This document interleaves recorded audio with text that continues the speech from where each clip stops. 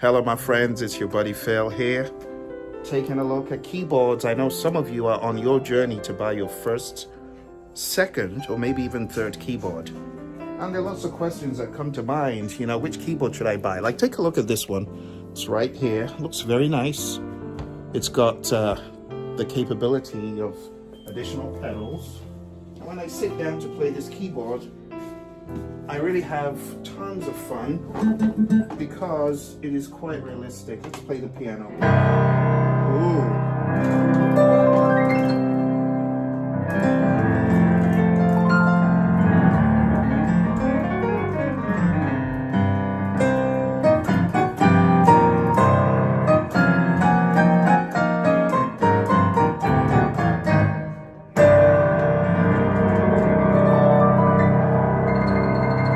Buying your first musical keyboard, getting started.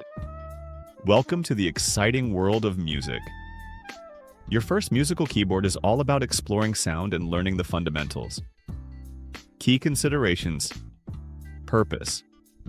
What do you want to do with the keyboard? Because there are many choices. As you can see here, I could get one of these or one of those. And there are many decisions that you have to make, but I'm going to make this simple for you. The question is, are you a beginner or are you an intermediate player? Because depending on where you are in the process, there are a number of choices you could make.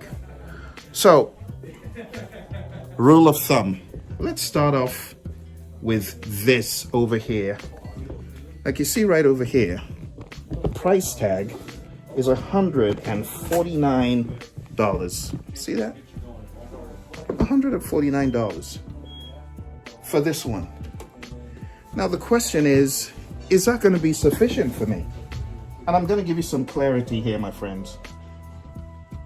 If you are a beginner and you're kind of in the stage of learning and exploration, something like this is okay, right? You can get started without overwhelming yourself. As you can see, this is $149. There's another keyboard here, still in the decent price range, this way. And this keyboard over here is $239. And I'm not going to recommend any specific one, but I'm going to say at this price point of 100s to the 400s, it's very low cost and low risk. Your key priorities need to be, is it 61 keys? If it's 61 keys, trust me, you're okay. You see, I learned on a 4-octave keyboard. That's 1, 2, 3. This was the keyboard I learned on. This is how big it was. It ended here. So if you're getting a 5-octave keyboard, trust me when I tell you, you're going to be okay. You don't necessarily need to go for the big old 88 keys. There's some other higher end ones, if you will. Like over here, this is 369. All right, this Yamaha right over here, it's a decent one. It's a PSR E283. Now, because of the tariffs, I must warn you that prices are going up. But as far as under $400, you should be able to get a keyboard still for under $400 if you're a beginner. If you're really gung-ho on playing piano, because there's a difference between piano and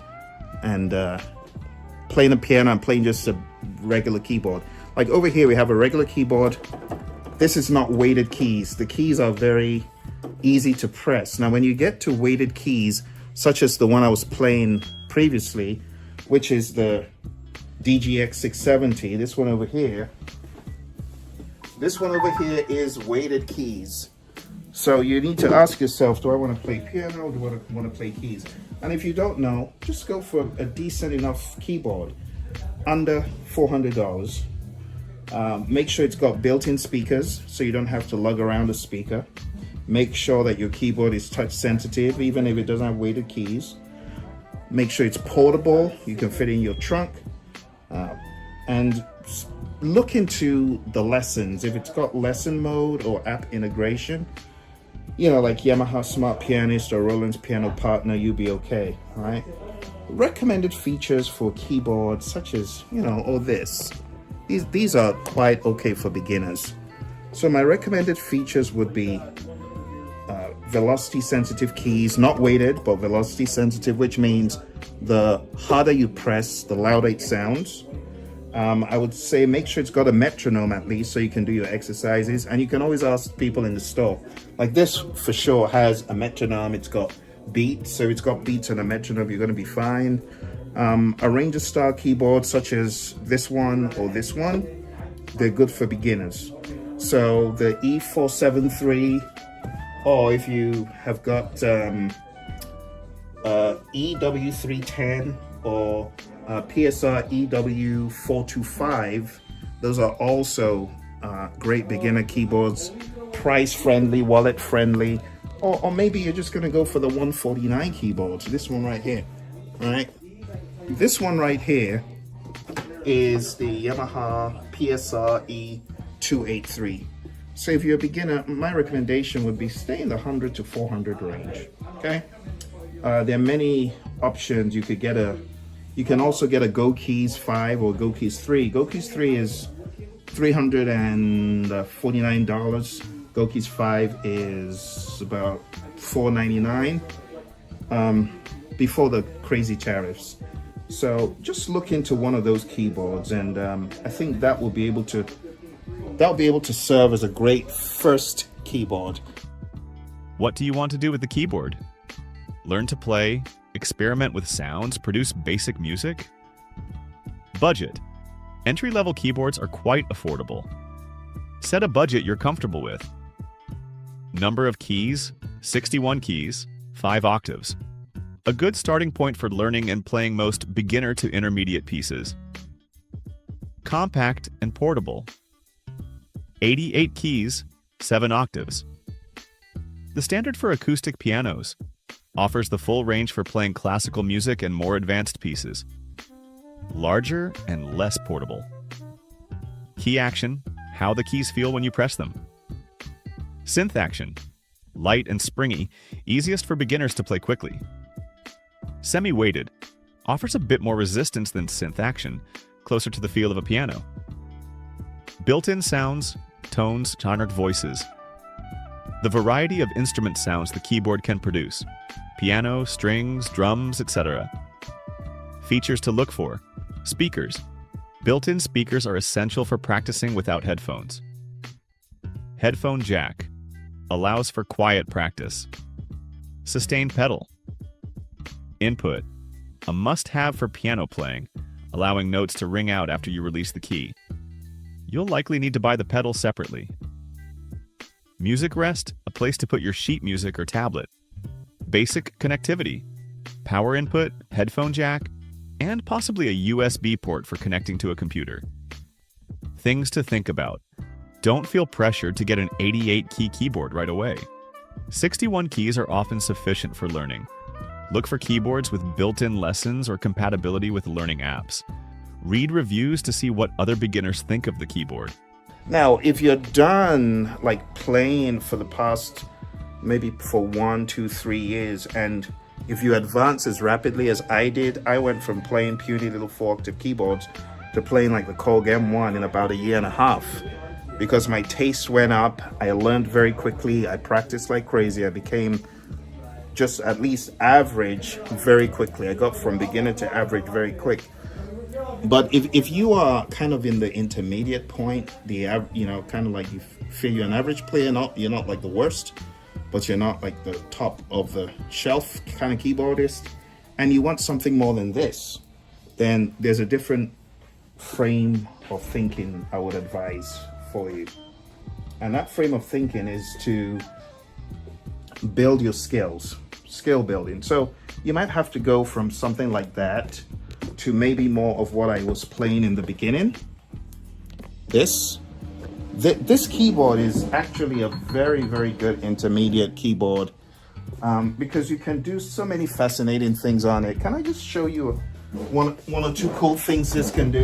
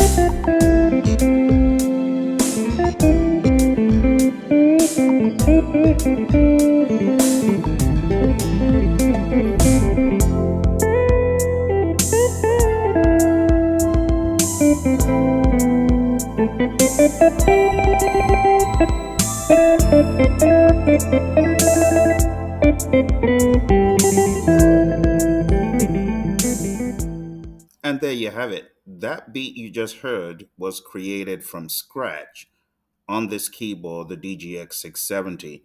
And let me show you how quick you can get a custom beat of your own on this keyboard. If I wanted to program a beat of my own and I come over here, it's a very simple process. All I need to do is put my metronome on and okay, let's sync that. 1, 2, 3, go.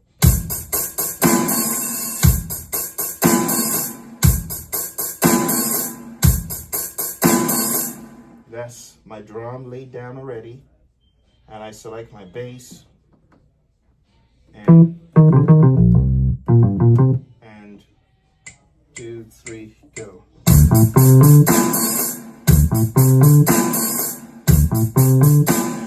That's that, and next I lay down my keys.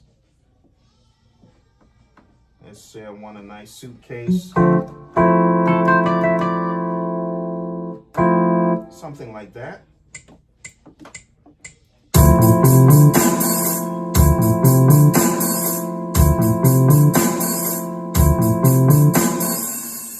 And I have a sequence.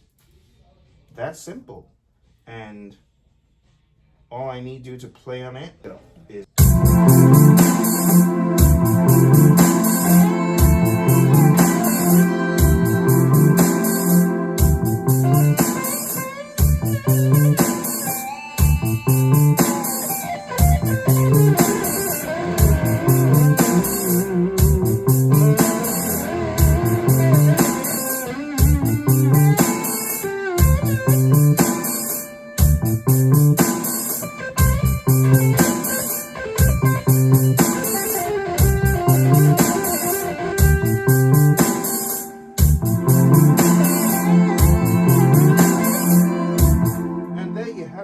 that beat right in front of you.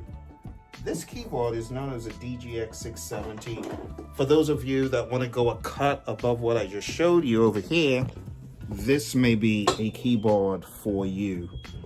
Price tag here in this Guitar Center is $849, but this keyboard is getting more and more expensive because of the tariffs and so on. So for your second keyboard, you got to look for intermediate / skill building phase. That's what you want to satisfy, and you can spend anywhere from $400 to $900 in my estimation of things.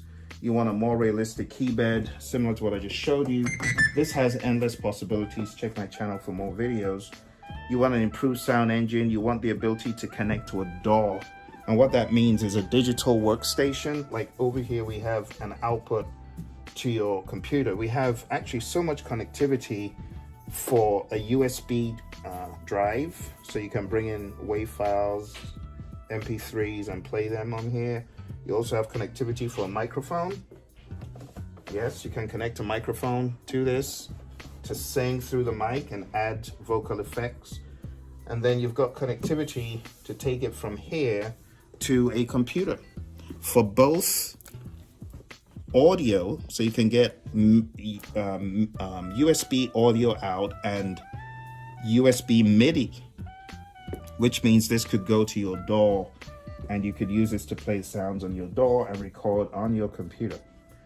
It's got split layer zones, more voices and styles. So this has got a graded hammer action type of keyboard.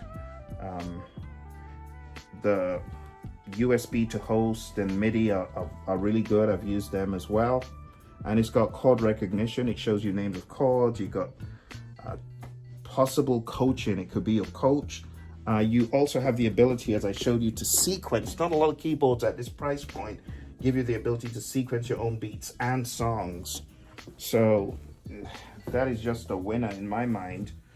And apart from the DGX 670, there are other keyboards that can do something similar. There's the FP30X and there's the Korg EK50, but my favorite is obviously the one I just played for you. And if you look under the keyboard, it's got the capability of having three pedals for a wide variety of expression. Okay, so that would be my suggestion if you're buying your second keyboard. And over here we have a few others. Let me show you the others that we have here in this store. Actually, there's some people who are not really after the razzle dazzle of the arrangers, but over here you take a look, there's some other options.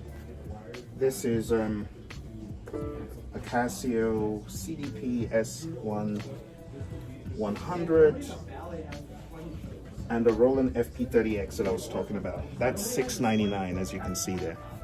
So there are all sorts of choices, and my recommendation to you is to check them out. Okay, and over here in this room we have a number of other keyboards which I will be talking about very shortly. We have the DGX 670 again, and many others. But these other keyboards that I'm about to show you are not for the beginner, no. Buying your second musical keyboard, expanding your horizons. With some playing experience under your belt, your second keyboard is an opportunity to explore more nuanced features and potentially a more piano-like feel. Key considerations, building on the first. Key action, upgrade. If you're serious about piano playing, consider upgrading to weighted or hammer action keys. Weighted action. Keys have added weight to simulate the feel of piano hammers. Hammer action. Mechanically simulates the hammers of an acoustic piano, offering the most realistic touch response. Often graded, meaning the lower keys feel heavier than the higher ones. Polyphony. The number of notes the keyboard can play simultaneously. Higher polyphony, e.g. is 64, 128, or more, is important for playing complex pieces without notes cutting off. Sound quality. Look for keyboards with more realistic and expressive instrument sounds. Connectivity. More options like MIDI, musical instrument digital interface, ports or USB MIDI for connecting to computers and other musical equipment. Features to look for. Layering and splitting. Sound, the ability to play two different sounds at the same time, layered, or assign different sounds to different parts of the keyboard, split. Rhythms and accompaniment, built-in backing tracks and automatic accompaniment features. Recording capabilities, simple onboard recording to capture your playing. More advanced effects, reverb, chorus, etc. to enhance the sounds. Things to think about. If you're focusing on piano, prioritize key action and sound quality. Consider whether you need a portable keyboard or a more permanent setup with a stand. Explore the different sound engines offered by various brands. Buying your third musical keyboard. I want to recommend a few of these other keyboards in this room for those of you who are looking to buy your third keyboard, or you feel you're more of a pro. If you're at the pro level, a few keyboards immediately jump out. But let me give you some overall guidance before we get all excited and before I play the Note Stage 4 for you. So, if you're buying your third keyboard, by this point, you already have certain tastes. First of all, you may feel that weighted keys are non-negotiable. You've done this for a while. There's certain things you won't compromise. Quality of sound, weighted keys, connectivity at the back for you having more than just a puny little single output. Like on the first keyboard I bought, I had at least 4 or 6 outputs. So on a keyboard like this, you got a lot of outputs, you got a lot of connectivity, and that could be something else.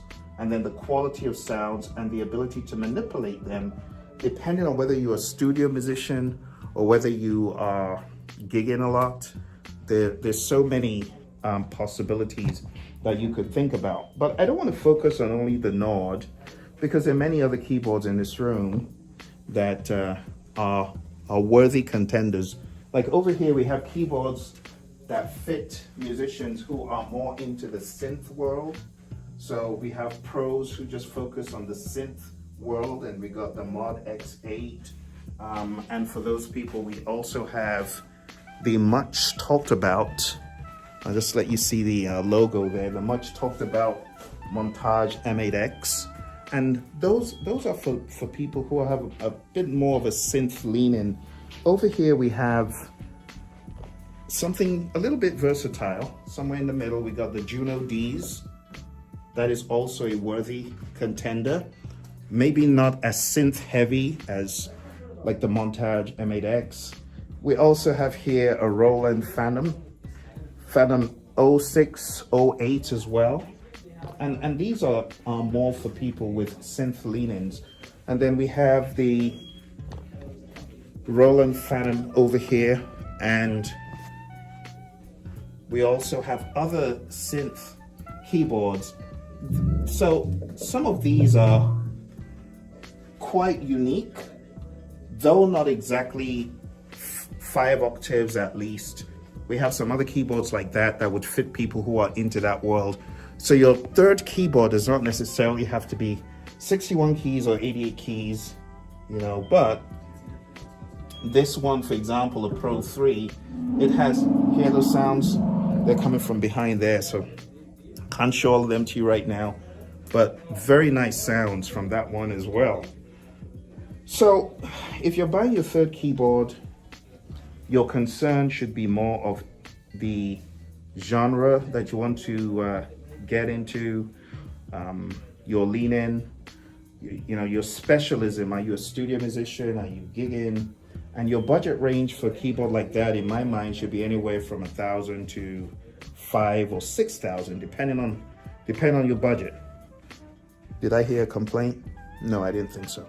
Okay, so it really depends on your budget, but you can find a lot of nice keyboards that don't break the bank. For example, these two, the Juno D, the 61 key is just $8.99. The 88 key is just $12.99. So don't think I'm asking you to like break the bank. Like comparing the Juno D 88 keys to the Nord has its world-class features, but this ain't shabby either. So if that's your budget, you know, it's got nice weighted keys. I can work with this. You get what I'm saying? I can work with this. Now on the flip side, the pianos in the Nord, they're just crazy. They sound so good. That is not to say you cannot doctor sounds up, but there's one thing I want to remind you about. For us musicians, we obsess so much over little intricacies like how the piano sounds. To be honest, the average listener, they don't, it just goes unnoticed.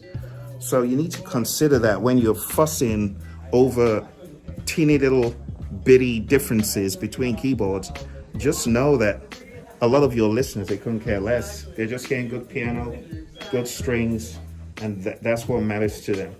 So your key priorities, you know, choose your lane. Am I in the synth lane? Am I in the workstation lane? So in the workstation lane, wow, I wish I had a better workstation option to show you. This is a hard one because I don't have any of my favorite workstations here.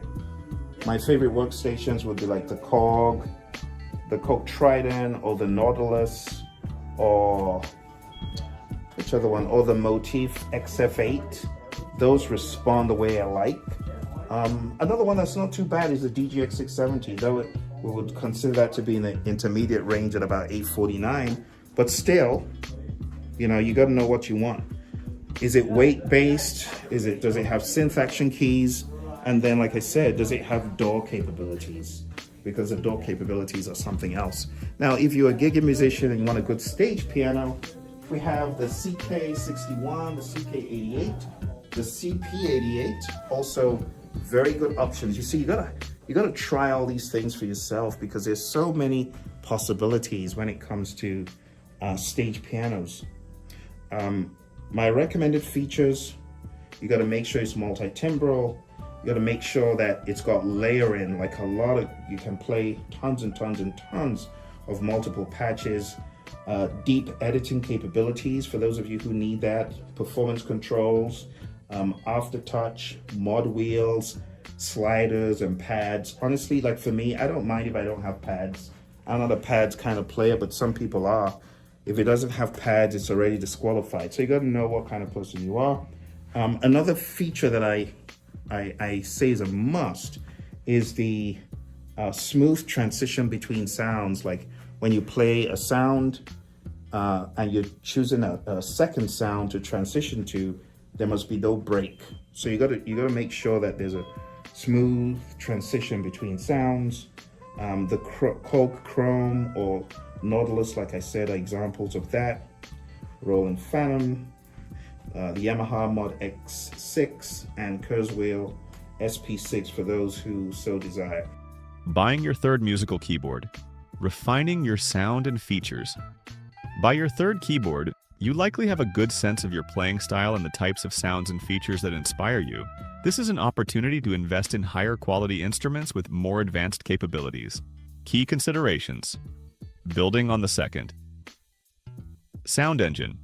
More sophisticated sound engines that offer greater realism, nuance, and control over the sounds. Advanced key action. Even more refined hammer actions with escapement. A subtle click feel as the hammer disengages, and higher quality sensors for better dynamic response. More extensive connectivity, audio outputs, microphone inputs, multiple MIDI ports, and advanced USB capabilities. Workstation features, optional. If you're interested in music production, consider workstations with sequencers, samplers, and more in-depth sound editing capabilities.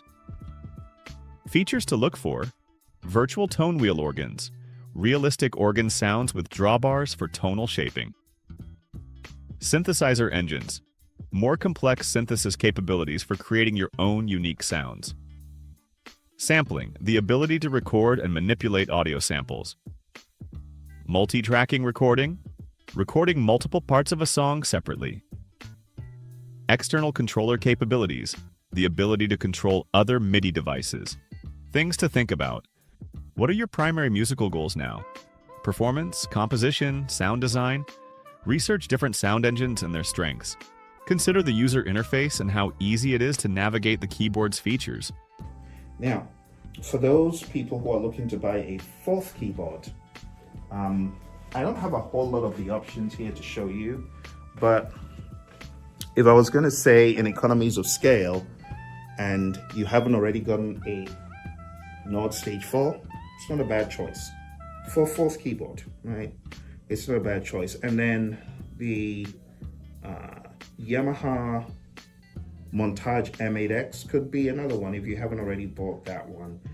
And then we're talking about $1,500 to $5,000 for your fourth keyboard. So analog warmth could be something you're looking for, vintage character sampling capabilities. Maybe you're into the world of arrangers and you have a lot of gigs you do as a one-man band. Maybe the Genos, the Coke PA5X. Those are all potential options. Vintage reissues like the Coke ARP Odyssey, Roland Juno X, and like I said, the Nord, or maybe the CP88 isn't that expensive. So if you don't have one of those, that could be another one. And you just need to ask the question, what is missing in my setup? You know, have you ever asked, what is missing? What can I buy that will give me a competitive edge when I compare myself to other keyboardists? Maybe you need a piano, like a real piano. It depends on your lean-ins. So many choices. You got the Yamahas, you got the Nords, you got the Akai, you got the Moog, you got the Arturia, you got Roland, and others. And you need to decide which one to get. But don't wait too long because the crazy tariffs are hidden right now, and keyboards are costing more and more. I think this one will let me play it. This is the Montage M8x. No pedal here, but Yeah, you get an idea of the sounds.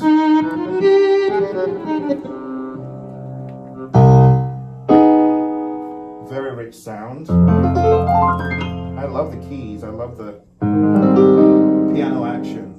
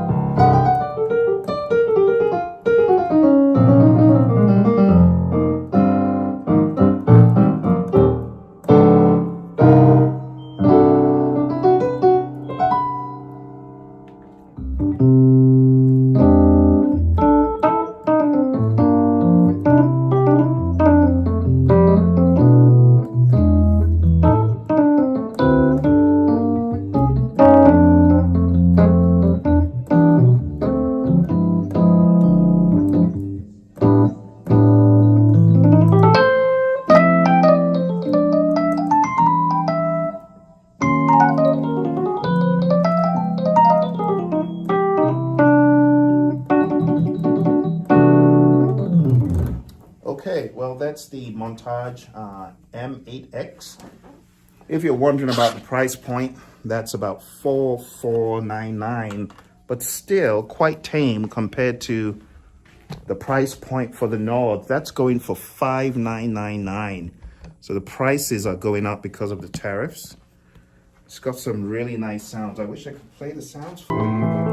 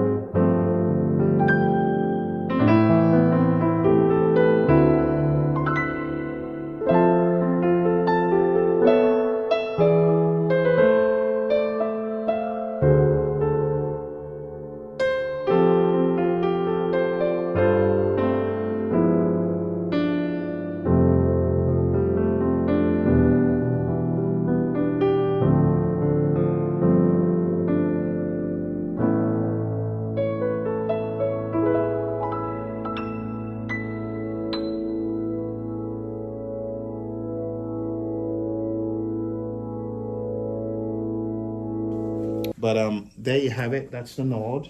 So in closing, my friends, I'll just give you some final tips. When you're looking to buy any keyboard, you're going to make sure you test it in person. Don't worry about features that you're not going to use. Like I said, I'm not a huge pads person. I don't really bother much about pads, but some people do. Like the Phantom has got tons of pads. Test the keyboard in person. Consider the resale value of the keyboard. Make sure it's decent. Like the keyboard that I bought in 2010, 15 years later, is just slightly gone down half. It's not even like half. I could still sell my $5,000, almost about $4,000 keyboard. I think it was $4,000 I got it. I could still sell it for $2,500, my Motif XF8. It's in mint condition. Look at connectivity, look at storage and portability, and think about how you can expand it. Like one of my keyboards that's very unassuming, it's the Go Keys 5, but the sounds, quite impressive. And I can keep bringing in sounds from Roland Cloud. That is one of the great things about that keyboard. All keyboards have their pluses and minuses, and that has got to be one of the pluses. Buying your fourth musical keyboard, and beyond, tailoring to your specific needs. At this stage, you're likely looking for instruments that cater to very specific needs or desires. This could involve specializing in a particular type of keyboard or building a setup with multiple instruments. Key considerations: highly personalized.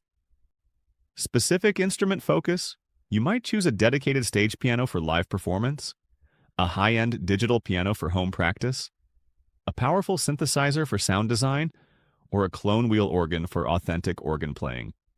Integration with other gear: how well the keyboard integrates with your existing studio equipment, software, and controllers. Portability versus permanent installation, depending on your needs for gigging or home use. Vintage or boutique instruments: exploring classic keyboards or instruments from smaller manufacturers with unique sounds or features. Features to look for: advanced synthesis techniques, wavetable, FM, granular synthesis, etc. Deep editing capabilities, extensive parameters for shaping sounds. CV/gate connectivity, for interfacing with analog synthesizers and modular gear. Aftertouch, the ability to affect the sound by applying pressure to the keys after they've been pressed. High-quality audio interfaces, built-in interfaces for recording and playback. Examples: Nord Grand, a stage piano with real wooden keys for an exceptionally authentic piano feel. Moog synthesizers, e.g. Minimoog Model D, subsequent 37. Iconic analog synthesizers with rich and powerful sounds. Hammond organs, e.g. Hammond XK5. Digital recreations of the classic Hammond tone wheel organ. Native instruments, Complete Control S series, keyboards designed for seamless integration with native instrument software. Things to think about: what are the sonic characteristics you're trying to achieve? How important is tactile feedback in the overall playing experience? Are you building a live rig, a studio setup, or both? Don't be afraid to explore niche instruments that cater to your specific musical interests. No matter where you are on your musical journey, the key is to research. Try out different keyboards if possible, and choose an instrument that inspires you to play and create. Happy music making. So I just wanted to play a little bit of the Nord, because everyone loves the Nord. Almost everyone. Some people don't like the Nord, by the way. So you know the cool thing about this keyboard is broken down into quadrant segments. You got organ, you got piano, you got synth, you got layer effects. I'm just going to focus on piano right now. Very clean sounds.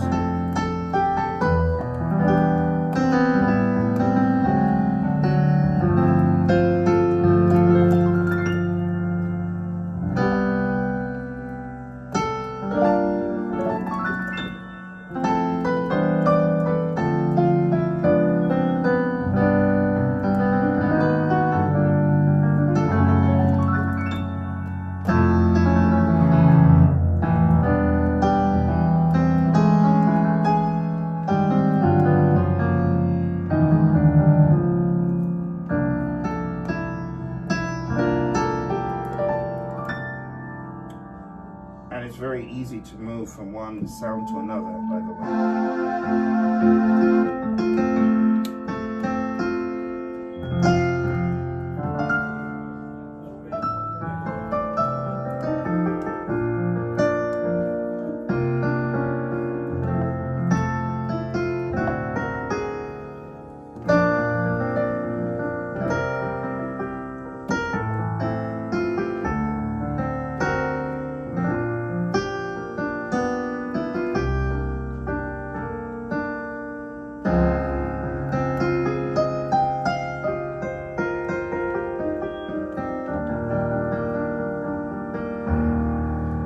has a very nice sound, I must say. It's a little bit cleaner.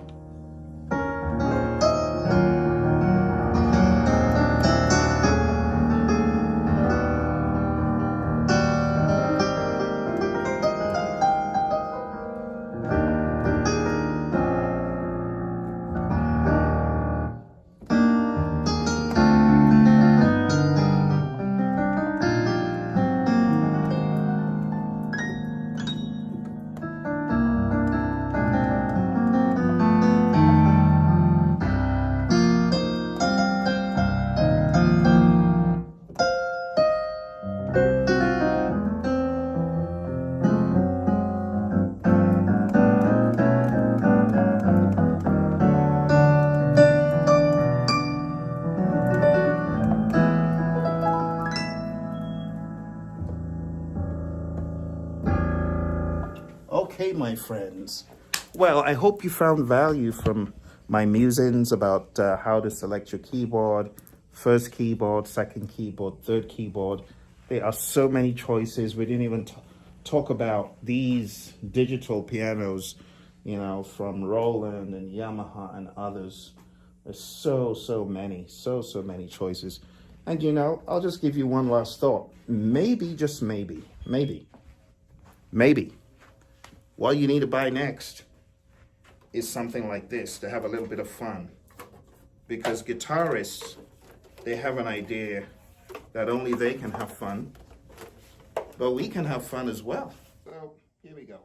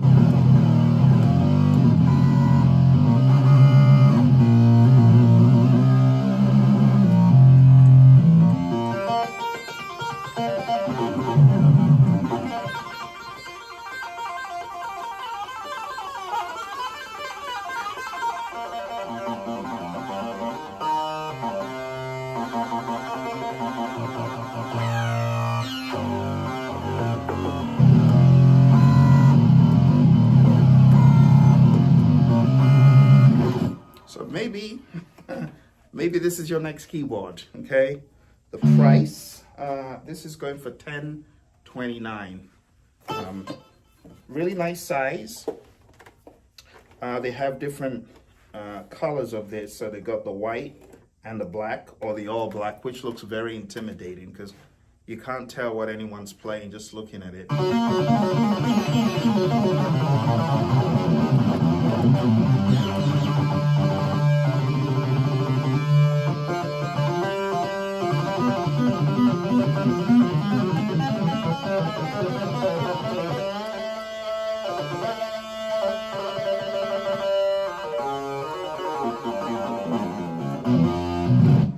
Okay, my friends, I hope you found this to be entertaining and informative. If you did, smash the like button. I'll see you next time. Bye for now.